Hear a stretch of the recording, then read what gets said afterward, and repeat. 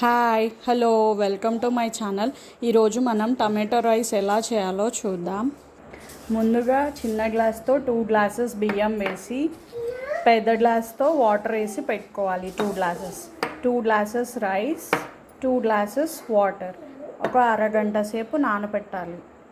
ఇప్పుడు ఒక కుక్కర్ తీసుకొని అందులో 2 గరిటెలు ఆయిల్ వేసి పోపు పెట్టుకోవాలి.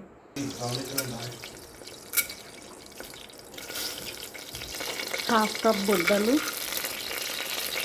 అన్నీ వేసి బాగా ఫ్రై చేయాలి. ఇవి ఫ్రై అయ్యాక చాప్ చేసిన ఆనియన్స్, చాప్ చేసిన టమాటోస్ అన్నీ వేసి 1 మినిట్ ఫ్రై చేయాలి.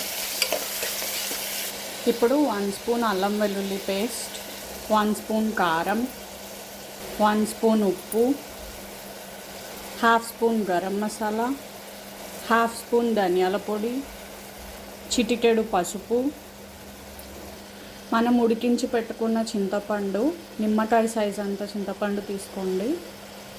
చింతపండు రసం పిండాక మొత్తం అన్నీ ఒకసారి కలిపేసి మనం నానబెట్టుకున్న రైస్ కూడా వేసేసి ఇందులో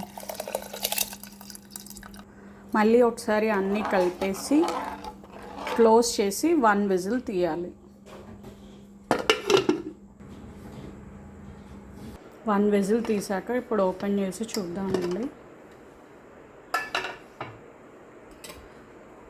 ఇప్పుడు ఒకసారి అంతా మిక్స్ చేసుకోండి.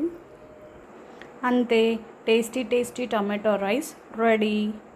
ఇలా కారం పప్పల పొడితో తీసుకుంటే ఈ రైస్ చాలా టేస్టీగా ఉంటుందండి. ఈ పొడి ఎలా చేయాలో ఇంకొక వీడియోలో చూపించాను, మీరు అందులో చూడొచ్చు.